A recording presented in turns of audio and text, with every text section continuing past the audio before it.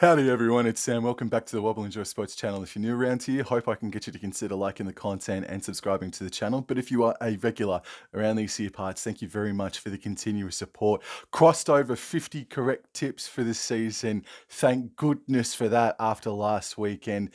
I am sitting at 54 correct tips out of a possible 65, 70 odd tips. So I'm better than 60% thereabouts anyway. So thank goodness for that. This weekend is Indigenous round. It is fastly becoming one of the best rounds of the regular season. For the past couple of years, I reckon that this round has featured some of the best plays, maybe even some of the best games throughout in particular, rugby league seasons, man. Always look forward to Indigenous round. So let's get stuck straight into the tips.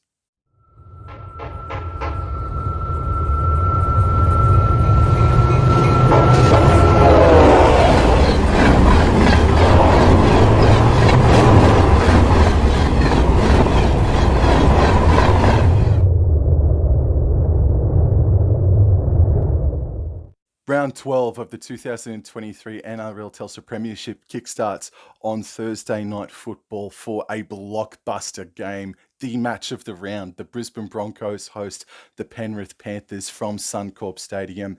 The Broncos are $2.85 outsiders. The Panthers are $1.43 favourites.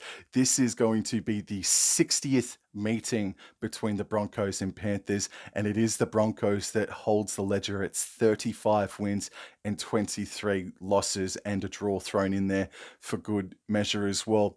A stat that comes into it, whether or not this might mean anything to you as far as your tipping or betting goes, gamble responsibly.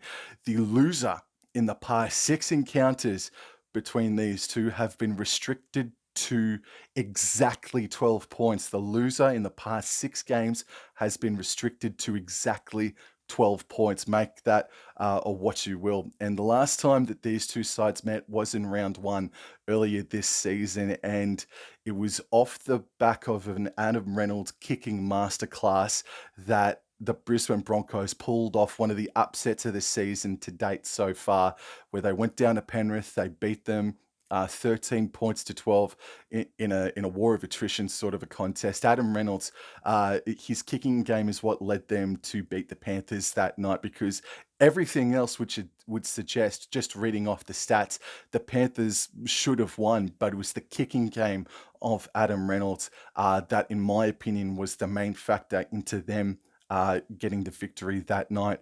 Unfortunately, however, Mr. Adam Reynolds is not playing in this game, which is a huge loss. So let's go into the team list news for these Brisbane Broncos. So Jesse Arthurs and Selwyn Cobbo were the wingers, with Reece Walsh at the back. Staggs and Farnworth are the centres.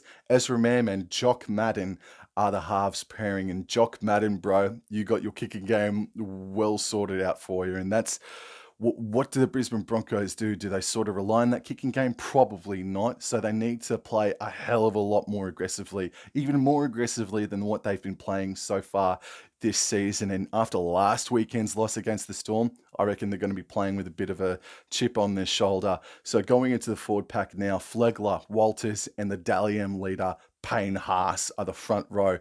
The back row, Capewell, Ricky, and Carrigan. And then the interchange reads Pakes, Jensen, Hetherington, and Tapa'u. Shifting over to the Penrith Panthers now, and the back line is unchanged after last week. The forward pack is unchanged after last week, and the interchange reads Luke, Smith, Martin, and Jamin Salmon. And that's pretty much it. There's nothing else on the reserves to indicate whether or not someone could be a last-minute inclusion. When I say that the Broncos need to become more aggressive, that could be the key to victory. We've got Payne Haas, Pat Carrigan, and Herbie Farnworth. 3 Brisbane Broncos players sit inside the top 5 for best post-contact meter-eater players in the game. Brian To'o sits at second, third position in best post-contact meter eaters, but you've got 3 Broncos players all in post-contact meters. The Broncos, they took the Storm to the absolute limit, but the Storm haven't been a Penrith this season. Panthers got well back on track. They They were very, very scary against the Sydney Roosters last weekend, winning 48 points to 4. They're going to take a hell of a lot of confidence out of that, obviously. So, look, unfortunately, even if Adam Reynolds was playing, I'd still tip Penrith. But since he isn't playing, I am going to be a little bit more comfortable, confident in tipping the Penrith Panthers. But this is not going to be a 13-pluser. This is going to be extremely close. The Broncos have had a knack of taking Penrith all the way to the edge over the past few seasons, man, including pipping them in round one this season. This is going to be a great game. Hold the Ball and myself are going to be doing a live watch along commentary stream on Thursday night. I'll put the link in the description or even in the comments section. Hope you can join us then to see the Panthers win 1-12 against the Broncos on Thursday night footy. Friday night football features two contests, and game number one is from Cogra, Netstrata Jubilee Stadium. The Dragons host the Roosters, and the Dragons not doing too badly in the betting market, $2.80, whereas the Roosters are $1.44 favourites. And this is the 49th meeting between the Roosters and Dragons, if you take away the Illawarra Steelers and the St. George Dragons. This is the 49th meeting between the two clubs, and it is the Roosters that hold a 26-21 lead with one draw thrown in there as well. These two sides met in one of the games of the season on Anzac Day. The Roosters were able to pip them by a single point, 27 points to 26. But in that match, both sides showed their defensive deficiencies, both missing 50 tackles each. Both sides missing 50 tackles each. You got to imagine that the defense is going to be the main prerogative coming into Friday night football. This is the first trip to Cogra for the Sydney Roosters since 2019. The last time that the Dragons even beat the Roosters at Netstrata Jubilee Stadium was in 2009. And the last three games that has been played at Cogra between these two clubs, it's finished not just 13 plus, they've been 30 plus point victories, whether it be to the Dragons or the Roosters. Let's get into the team list news now for the home side first, St. George Illawarra Dragons. And breaking news today, Anthony Griffin sacked as the coach. The interim coach, Ryan Carr, comes into the fold for the rest of the season, so good luck to him. But Hook has been sacked. Let's go into what this young coach, this new interim coach, has gone for or gone with for his first team list. So Sloan is at the back, Fenge and Ravalawa are the wingers, Sully and Zach Lomax returns to the fold in the centre position. Amone and Hunt are the halves pairing. DeBellin, Laurie, and Little returns into the hooker position. Boy, howdy, I can already hear Dragons fans cheering, hurrah, hurrah, fair dinkum.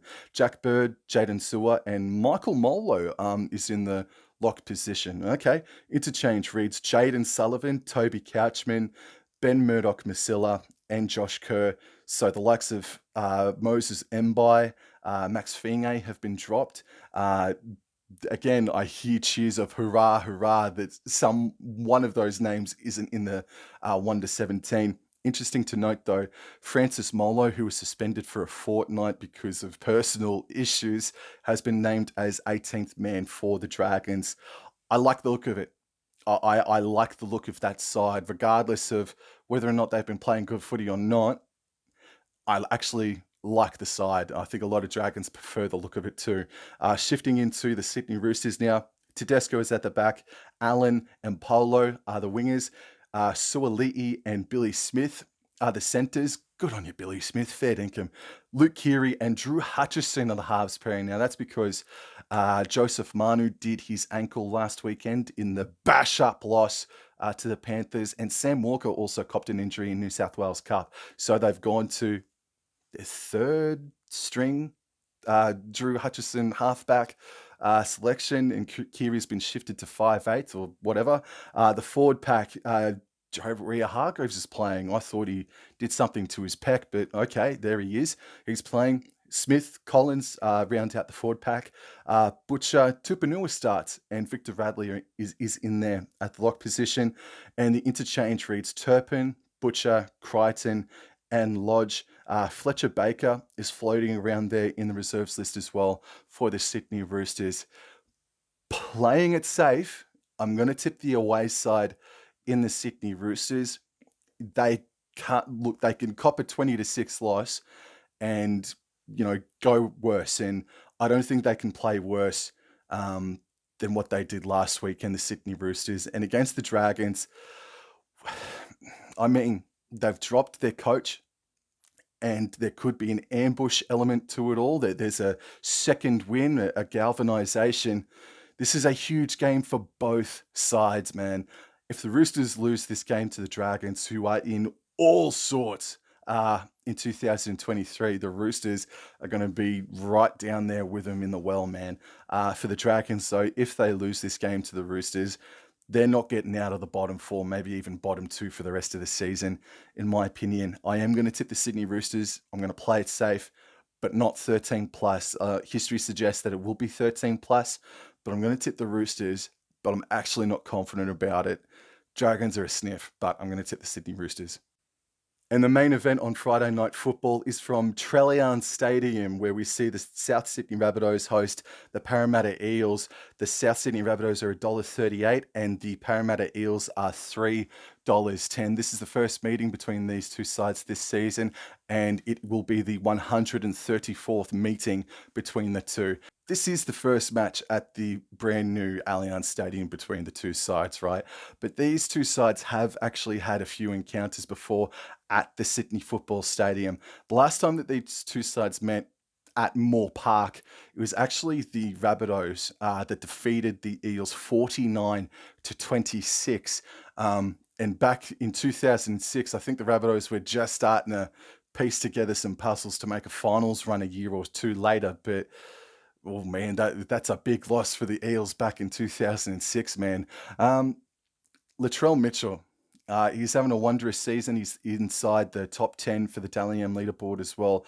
He's sitting on 98 tries. This is Indigenous round, and I reckon he can get a double. I reckon Latrell Mitchell is going to have a huge game this Friday night against the Eels. He's going to score 2, and he's going to hit that 100 try milestone, in my opinion. So book that in. I reckon that's going to happen on Friday. Recent history between these two sides is terribly unkind towards the Parramatta Eels. The South Sydney Rabbitohs are on a 6-game winning streak, and they're not just pipping the Eels. They are absolutely slaughtering the Eels each and every time they come up against the Parramatta Eels, man. The South Sydney Rabbitohs have the Eels number. The Eels last weekend against the Raiders, it's starting to concrete for me that the Eels aren't going to be making the 8, and I tipped them to just scrape in at the start of the season, but it doesn't look like it's going to happen, unfortunately. But let's go into the team list news. So we'll go into the South Sydney Rabbitohs first, the home side. So Latrell Mitchell is at fullback. AJ and Milne are the wingers. Tass and Graham are the centres. The forward pack is unchanged after last weekend's victory over the West Tigers, a hard-fought victory at that too. The interchange reads Taff, Arrow, Knight, and Saluka Fafita. So Burgess was late scratching last weekend. It looks like he's succumbed to that back injury that kept him out last weekend. Going into the Parramatta Eels now, we've got Simonson and Sean Russell as a centre wing combination, and Sivo and Penasini are the other.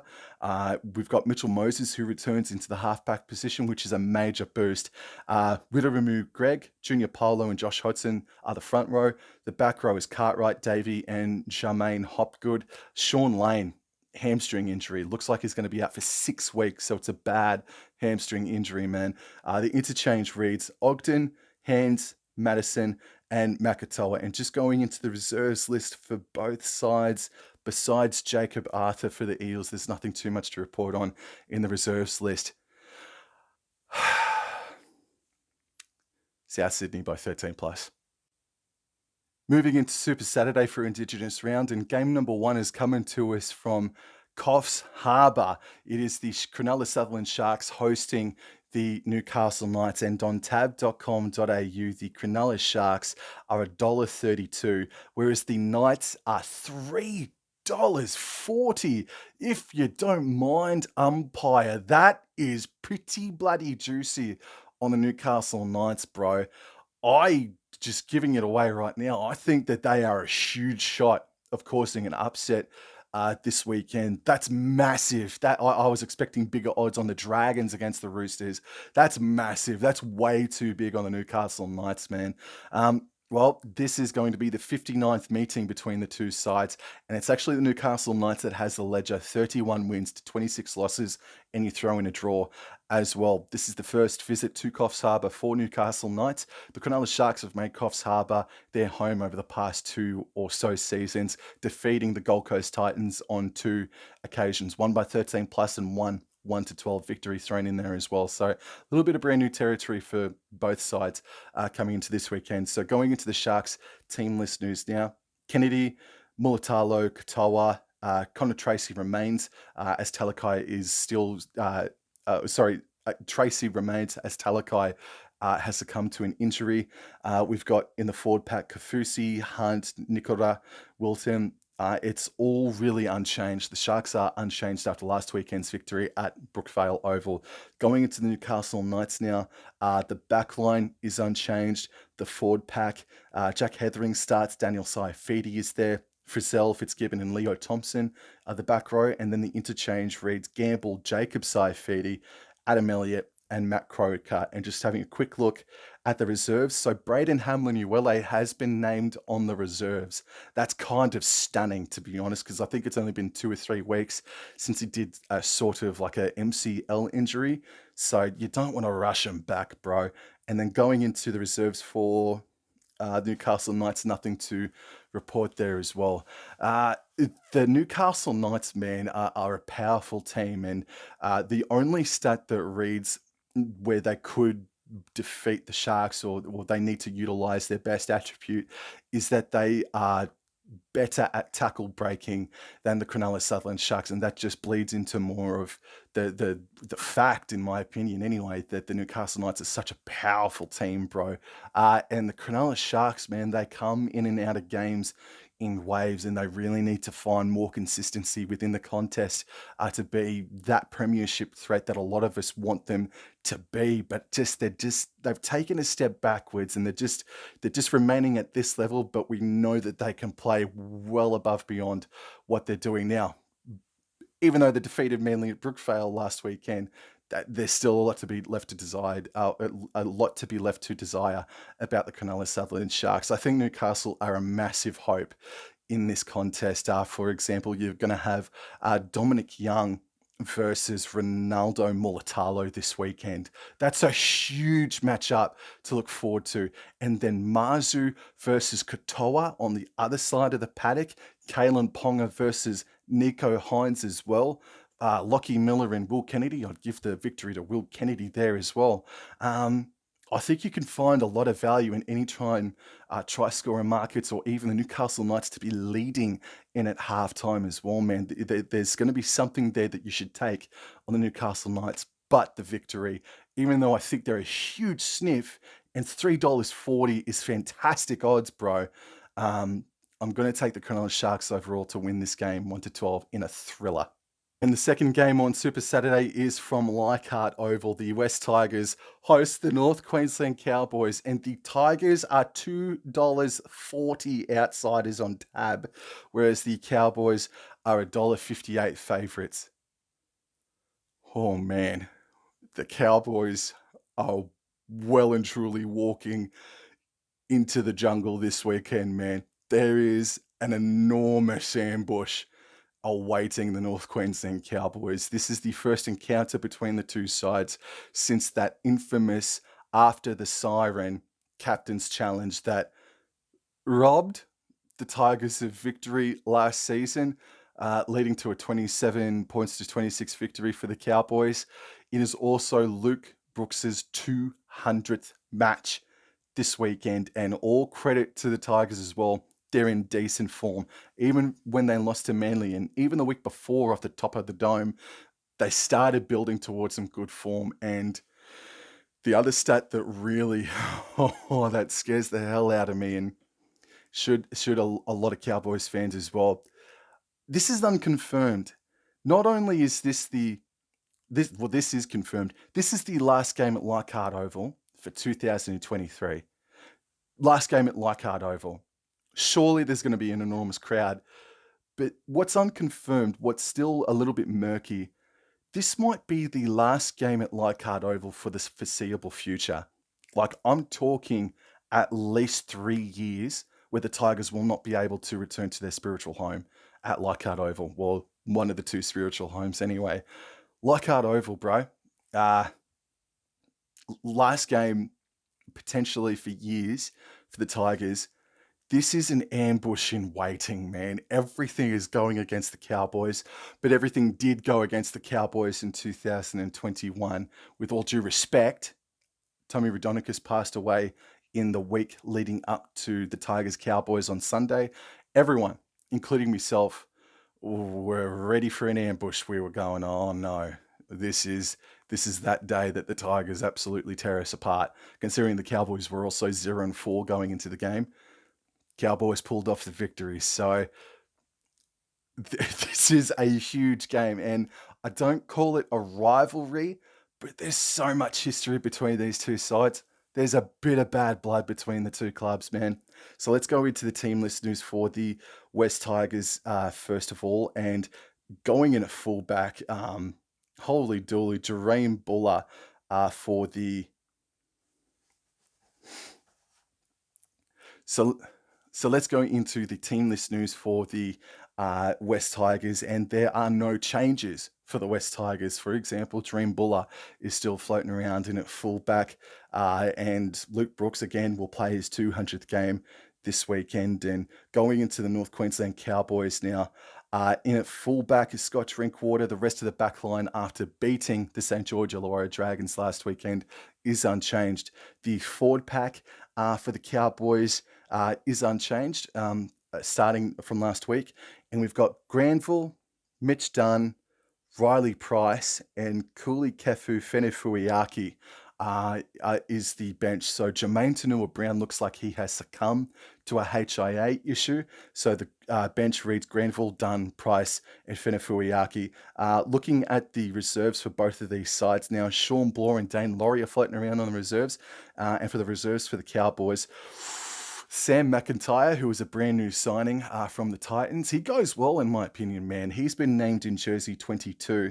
And Sylvester Namo, if you know the name, you know the name. Papua New Guinean international, doing good things for the Townsville Blackhawks, has been named in jersey number 20. Oh man, I really hope he makes his first grade debut sometime this season. Yeah, this is going to be a hell of a game, dude. This is going to be so fiery. I'm really excited to see it. I don't give a if the Cowboys win 12-6 or 8-4. I don't care. I want to see a thicker defensive resolve against the West Tigers. The one stat that blows my mind, man, is that the Cowboys are the worst missed tackling team in 2023. Who's the third best? Who's the third best who do not miss their tackles nearly as much as the Cowboys do? The West Tigers, man. The Tigers are going really well as far as missed tackles go, and it makes more and more sense every week that goes by, bro. The Cowboys need to show their defensive resolve that they executed with gusto last year, plenty of times. I don't care if they win 5-4. I don't care. They need to show defensive resolve in this game, man, because the Tigers are going to be coming at them from all corners of the compass, bro. Cowboys 1-12 on Super Saturday. Oh my God. And the main event on Super Saturday is from Suncorp Stadium. For the first time ever, the Dolphins take on the Melbourne Storm. And the Dolphins are $2.75 outsiders. The Storm are $1.45 favourites. Jesse Bromwich, Kenny Bromwich, Felice Kaufusi, they are taking on the Melbourne Storm for the first time in their careers. This is going to be a bit of a personal matchup, and the Dolphins are coming off the bye. And I think there's a sniff of an ambush as well. This is ambush round, not just Indigenous round. This has got something very special about it, I reckon. Let's go into the team list news now. So Hammer is at fullback. Azarko and New are the wingers. Aitken and Brenko Lee are the centre pairing. So Valence Tavare has been dropped. The forward pack, well, of course, Nicarima and Katara are the halves. The forward pack, Jesse Bromwich returns. Marshall King and Kenny Bromwich round out the front row. And the back row is Kofusi, Lemuelu, and Tom Gilbert. Interchange reads Wallace, Milford, Ray Stone, and Herman Essa. And Mark Nichols has been named as 18th man. Maybe there could be a shift, a swap between Nichols and Herman Essa before kickoff. I think that would be well advised. I do think that Nichols, with all due respect to Herman Essa, is a better player, a co-captain. He is a leader in amongst that entire group. But the likes of Raystone, Mark Nichols, and Jesse Bromwich didn't play the week before, where they demolished the Cronulla Sutherland Sharks in one of the more stunning games of the season, or at least first halves anyway. So Dolphins, they're bolstered up big time with the returns of Jay Bromwich, Stone, and potentially Mark Nichols. I do think Mark Nichols should come in for Herman Essa this weekend. Going into the Melbourne Storm now, the back line is unchanged. The forward pack is unchanged. And the interchange reads Garlic, Penne, Eisenhuth, and Kamikamitha. The massive milestone in this game, Jared Wallace plays game number 200 in his career, so congratulations to him. And a stat between Craig Bellamy and Wayne Bennett, a battle of the best coaches of all time, arguably, this Saturday evening. But Wayne Bennett, he has not defeated Craig Bellamy, whether he was coaching the Broncos, whether he was coaching South Sydney Rabbitohs. Bennett has not defeated Bellamy since 2016, when the Broncos went down to Melbourne and defeated them there. So what are we talking? We're talking 7 or so seasons since Bennett last pipped Bellamy in any sort of a contest. That's a hell of a losing or winning streak, however you want to look at it. Yeah, the Dolphins, man, they are the surprise packet. And I think this, besides maybe the Brisbane Broncos, I think that this matchup is maybe their toughest, or maybe it will be the most revealing matchup that they've had to date. The Storm, they actually did it quite all right against the Brisbane Broncos last weekend. The scoreline would indicate that they had it tough, but besides a few absolute shocking calls last Thursday night, I think the Storm did it pretty well against the Broncos last weekend. It's actually a tough game to pick, and to have the Dolphins at $2.40 outsiders, was it? $2.75 even. There's a bit of value on the Dolphins, man. The Storm do have a great record, but they did get pumped by South Sydney only a fortnight ago at Suncorp as a part of Magic Round. I don't want to, because I really want to believe in the ambush that could be from the Dolphins, but I'm going to tip the Storm, but this is going to be a hell of a game, dude. I'm going to tip the Melbourne Storm 1-12. Moving into Sunday football, the Bulldogs host the Gold Coast Titans from Accor Stadium, and on tab.com.au, the Dogs are $2 outsiders, whereas the Titans are $1.80 favourites. This is going to be the 22nd meeting between the Bulldogs and the Titans, and it's actually the Titans that have the lead over the Bulldogs at 11 wins and 10 losses. As far as milestones go, this will be Tanner Boyd's 50th first grade game. Congratulations to Tanner Boyd. This is the first match for the Gold Coast Titans at Accor Stadium since 2020. On that day, they defeated the Canterbury Bankstown Bulldogs. However, not overall, but since 2016, the Titans only have that one win from 6 attempts. So they have a 1-5 record since 2016. But the last time the Bulldogs defeated the Titans at Accor Stadium was in 2016. So a little bit hard to read on which way you'd want to go. But going into the Bulldogs team list news now, Josh Adokar has been named on the wing. Fingers crossed. Carl Oluwapu gets his first start in first grade in the 5/8 jersey. Matt Burton keeps number 7 on his back. The forward pack reads King, Marnie, and Pengai Jr.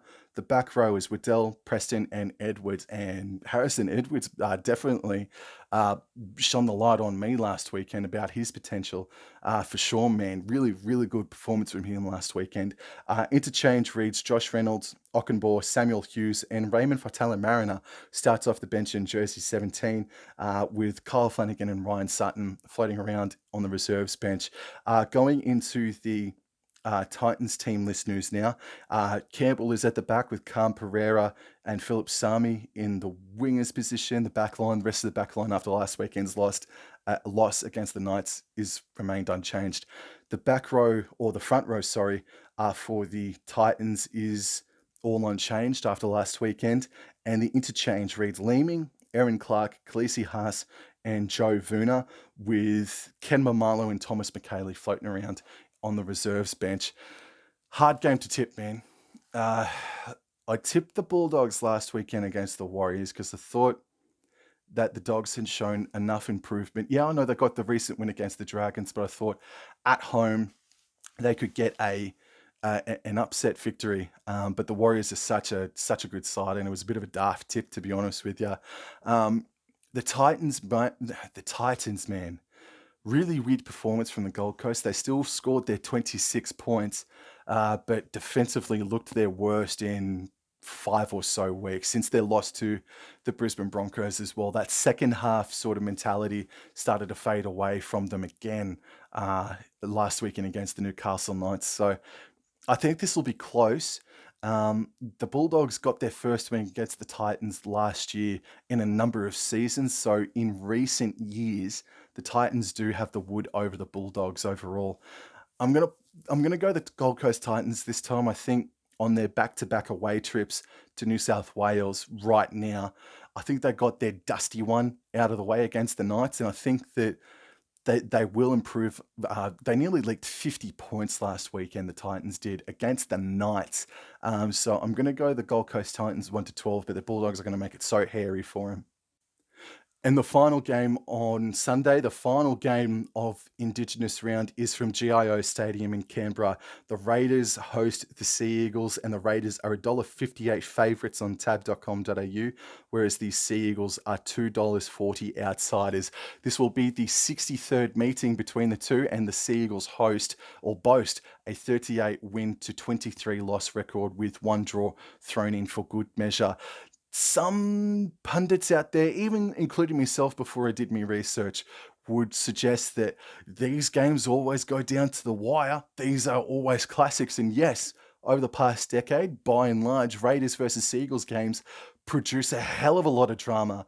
But 3 of the past 4 matches between the two sides have been decided by a margin of 13 plus or more, and more thereabouts, including the last time that these two sides met in Canberra last year in the second last round of the season, or the last round of the season.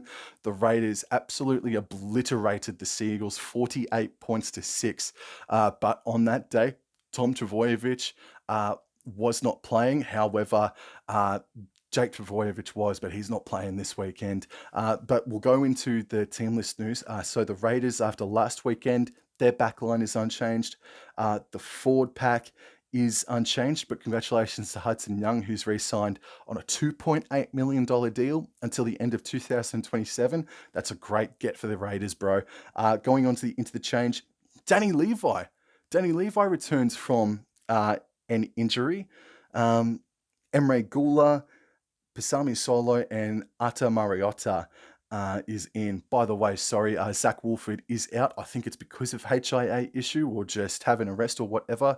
So Tom Starling is actually the starting hooker. Danny Levi is the interchange hooker, but maybe there could be a positional swap come and kick off this weekend. Just to note as well that Hohepa Puru has been named on the reserves, and so too Nick Chotrich and Corey Hadawira-Naira. So watch this space on the Raiders team list come Sunday.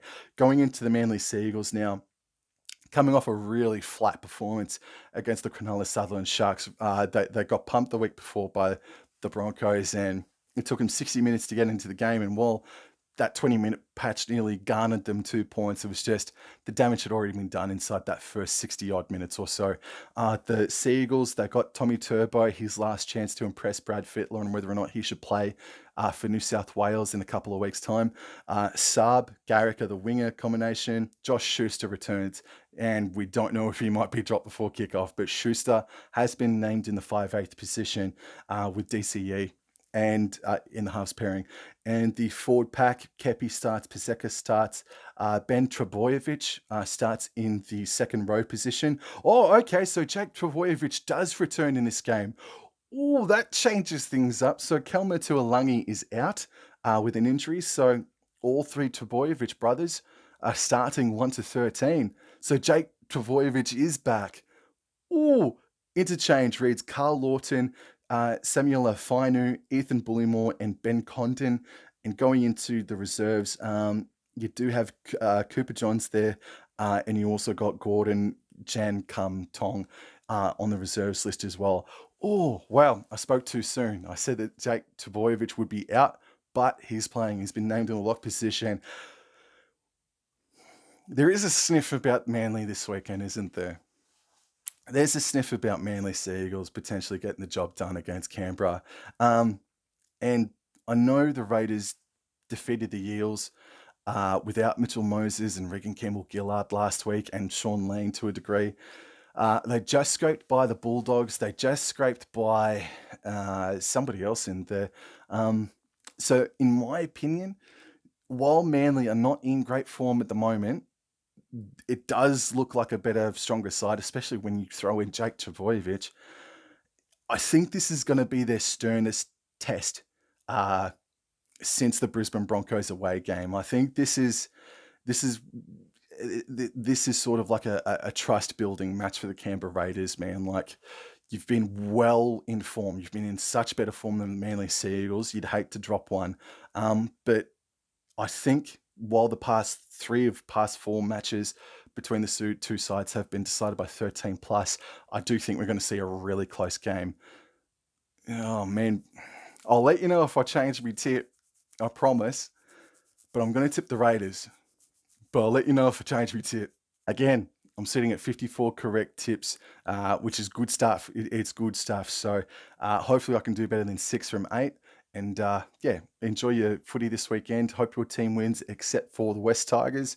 And I'll see you guys on the next episode. By the way, I'm going to be doing a live stream on the Rugby League Outlaws. I'm also going to be doing a live match preview with the West Tigers, West Life podcast YouTube channel tomorrow on Wednesday night. So plenty to look forward to. Thank you very much for the continuing support, guys. Take care. Adios.